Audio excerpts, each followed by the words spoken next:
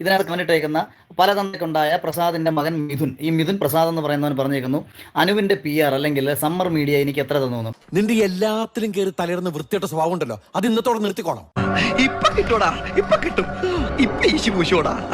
എടാ, സമ്മർ മീഡിയയുടെ തട്ടോ അല്ലെങ്കിൽ അനുമോളുടെ PR-ന്റെ തട്ടോ ഒക്കെ വെച്ച് അളന്ന് തൂക്കിയാലും ഞാനിരിക്കുന്ന തട്ട് താണേയിരിക്കും. എന്നെ കൊണ്ട് PR ചെയ്യിക്കണമെന്നുണ്ടെന്നുണ്ടെങ്കിൽ നീയല്ല, നിന്റെ തന്തയല്ല, നിന്റെ തന്തയുടെ തന്ത വിചാരിച്ചാലും നടക്കുന്ന കാര്യമല്ല. എടാ, നിന്റെ തന്ത ആരായാലും, നിന്റെ തന്തയുടെ തന്ത ഏത് കൊമ്പനായാലും പുന്നക്കാടിന് പുല്ലടാ. ഞാൻ എനിക്ക് ശരിയെന്ന് തോന്നുന്ന ഒരു വിഷയമാണ് എല്ലായ്പ്പോഴും സംസാരിക്കുന്നത്. നിവിൻ്റെയോ നിവിനുമായി ബന്ധപ്പെട്ട ഒരാൾക്കാരുടെ എന്തെങ്കിലുമൊക്കെ ചപ്പി ജീവിക്കുന്ന നീയൊക്കെ നിന്റെയൊക്കെ കാര്യം നോക്കി ജീവിക്കുക.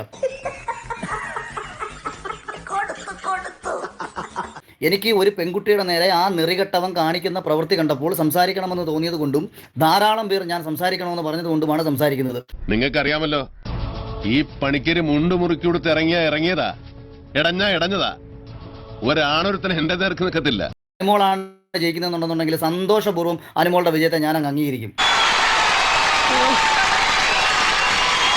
ഒരു പെൺകുട്ടിക്ക് അവിടെ പീരീഡ് സമയത്ത് അല്ലെങ്കിൽ മെൻസ് സമയത്ത് ശല്യം ചെയ്യാൻ നെവിനല്ല, നെവിന്റെ തന്തയായാലും അടിച്ചവന്റെ ചെവുക്കല്ല് പറിക്കണം എന്ന് പറയാൻ ആഗ്രഹിക്കുന്ന ഒരാളാണ് ഞാൻ.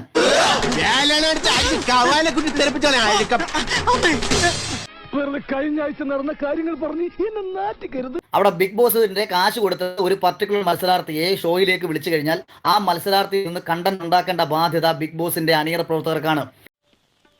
അവർ സ്വാഭാവികമായിട്ടും പട്ടിയെ കൊണ്ട് കുരപ്പിച്ചോ കോഴിയെ കൊണ്ട് കൂവിച്ചോ ആ മത്സരാർത്ഥിയെ എണീപ്പിക്കും. അനുമോളുടെ കേസിൽ നിവിൻ ഈ കാണിച്ചത് ശുദ്ധ തന്തയില്ലായ്മയും ശുദ്ധ തെമ്മാടിത്തരവുമാണെന്ന് മാത്രമേ എനിക്ക് പറയാൻ പറ്റൂ. കിട്ടേണ്ടതൊക്കെ കിട്ടിയല്ലോ, സമാധാനമായല്ലോ.